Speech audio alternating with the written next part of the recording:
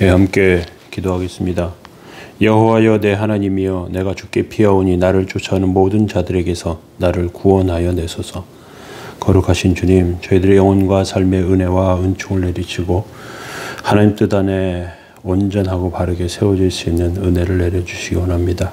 이 시간 말씀 가운데 함께 계시며 성령님의 인도하심을 통하여 한 영혼 한 영혼마다 복되고 거룩한 삶 다 되게 하옵소서. 예수님의 이름으로 기도합니다.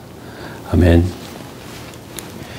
찬송가 315장 1절 찬송 드리겠습니다.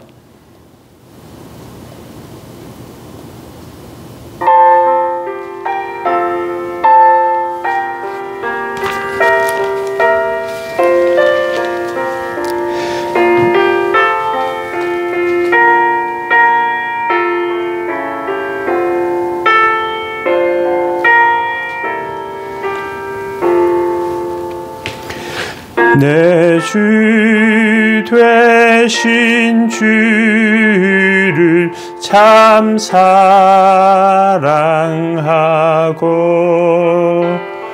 곧 그에게 죄를 다 고합니다. 그 은혜를 주신 내 예수시니 이전보다 더욱 사랑합니다. 아멘. 시편 7편 1절에서 마지막 절까지 보시겠습니다. 여호와여 내 하나님이여, 내가 주께 피하오니 나를 쫓아오는 모든 자들에게서 나를 구원하여 내소서. 건져낼 자가 없으면 그들이 사자같이 나를 찢고 뜯을까 하나이다. 여호와 내 하나님이여, 내가 이런 일을 행하였거나 내 손에 죄악이 있거나 화친한 자를 악으로 갚았거나 내 대적에게서 까닭없이 빼앗았거든. 원수가 나의 영혼을 쫓아 잡아 내 생명을 땅에 짓밟게 하고 내 영광을 먼지 속에 살게 하소서. 셀라. 여호와여 진노로 일어나사 내 대적들의 노를 막으시며 나를 위하여 깨소서. 주께서 심판을 명령하셨나이다. 민족들의 모임이 주를 두르게 하시고 그 위에 높은 자리에 돌아오소서. 여호와께서 만민에게 심판을 행하시오니 여호와여 나의 의와 나의 성실함을 따라 나를 심판하소서. 악인의 악을 끊고 의인을 세우사 의로우신 하나님이 사람의 마음과 양심을 감찰하시니이다. 나의 방패는 마음이 정직한 자를 구원하시는 하나님께 있도다. 하나님은 의로우신 재판장이시며 매일 분노하신 하나님이시로다. 사람이 회개하지 아니하면 그가 그의 칼을 가시며 그의 활을 이미 당겨 예비하셨도다. 죽일 도구를 또한 예비하시며 그가 만든 화살은 불화살들이로다. 악인이 죄악을 낳으며 재앙을 베어 거짓을 낳았도다. 그가 웅덩이를 파 만드며 제가 만든 함정에 빠졌도다. 그의 재앙은 자기 머리로 돌아가고 그의 포악은 자기 정수리에 내리리로다.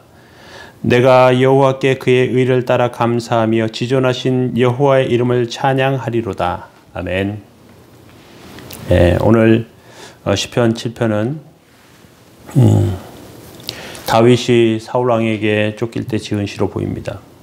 다윗의 시가연 베냐민인 구시의 말을 따라 여호와께 드린 노래, 시가연이 정확히 어떤 노래인지 곡조인지 정확히 알지 못합니다.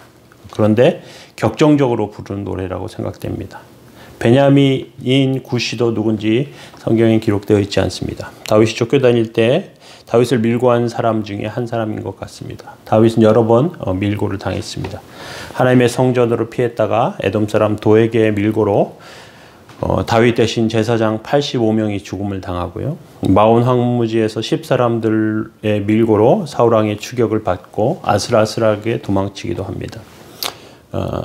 구시, 베냐민인 구시는 우리에게 익숙하지 않은 이름이지만 아마도 다윗이 밀고를 당하는 그런 상황 가운데 있었던 것 같습니다.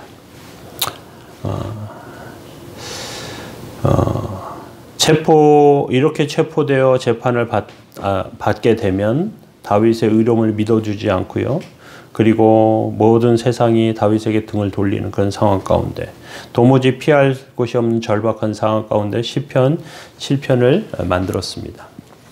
그래서 오늘 그 중에 첫 번째 하나님께로 피함이라는 내용을 살펴보기를 원합니다. 시편 7편은 의로우신 재판장, 피해자의 하나님이신 의로우신 재판장에 대해서 말하고 있는데 첫 번째로 하나님께 피함이에요. 하나님께 피함. 만일 우리가 오랫동안 쫓겨다니고 또 감옥에 있다면 그러면 너무 피할 곳 없는 괴로움 가운데 있을 것 같아요. 군대에서 너무 괴롭히는 고참 때문에 어느 한 곳도 쉴 곳이 없는 그런 상황 가운데 처해진 사람이 있었어요. 근데 그분이 하시는 말씀이 숨 돌릴 곳이 화장실밖에 없다는 거예요. 변기 있는 그곳에 들어가서 문을 닫고 그 안에서만 겨우 쉴 수 있었답니다. 다윗도 아마 이런 상황 가운데 처해진 것 같습니다. 졸지에 영웅이 되어 골리앗을 죽이고 시골뜨기에서 갑자기 유명해집니다. 그런데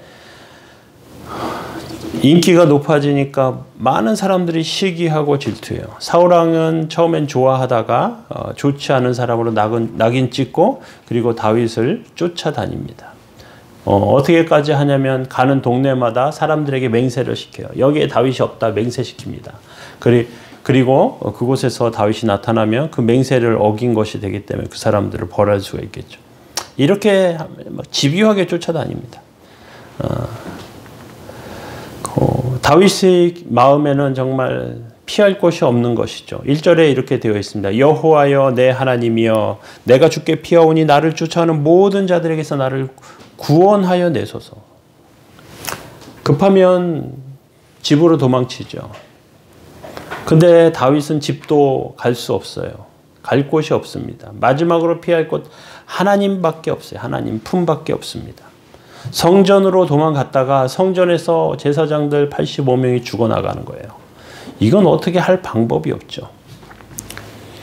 다윗은 그렇게 하나님께 피했어요.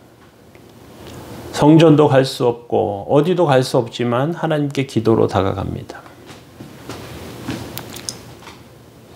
군인이 전쟁을 하다가 만약 고립되고 적지에 홀로 남겨진다면 무전기만 있으면 그래도 어떻게 해볼 거예요. 왜? 연락하면서 적들의 움직임을 알려주고 하면 안전한 곳으로 인도할 수 있겠죠.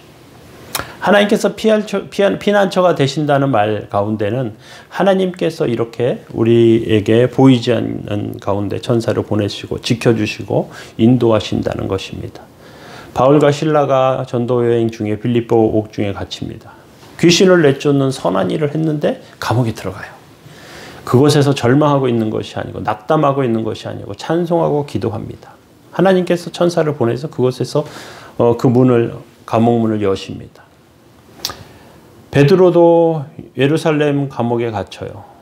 그는 내일 죽을 걸 알면서 잠이 들고요. 그리고 천사가 베드로를 감옥 문을 열고 끌어내는 것을 볼 수 있습니다. 다윗의 경험이 이러한 경험이었습니다. 나를 쫓아오는 모든 자들에게서 나를 구원하여 내소서. 하나님께서 나를 지켜주시지 않으면, 하나님께서 나를 구원하시지 않으면 2절에 건져낼 자가 없으면 그들이 사자같이 나를 뜯을까 합니다. 하나님, 그들이 나를 사자처럼 뜯어먹을 거예요. 난 갈기갈기 찢길 거예요. 하나님밖에 없어요. 입니다. 다윗의 이 기도는 하나님께 대한 깊은 호소를 통해서 그의 삶을 다시 한번 돌아보게 되는 것이죠. 우리는 어려움 가운데 누구에게 피해야 하겠습니까? 하나님께 피해야 합니다. 하나님께 나아가며 안식과 평안함을 얻는 저와 여러분들 다 되시길 예수님의 이름으로 축원합니다. 기도하겠습니다. 거룩하신 주님, 저희들 영혼과 삶에 은혜를 내리시고 하나님 뜻 안에 하나님의 거룩하심 안에 서게 하옵소서. 도우시고 인도하심을 통하여 주님께 드려지게 하시고 모든 것 하나님 앞에 안식과 위로를 얻는 삶 다 되게 하옵소서. 예수 그리스도의 이름으로 기도합니다. 아멘. 기도하겠습니다.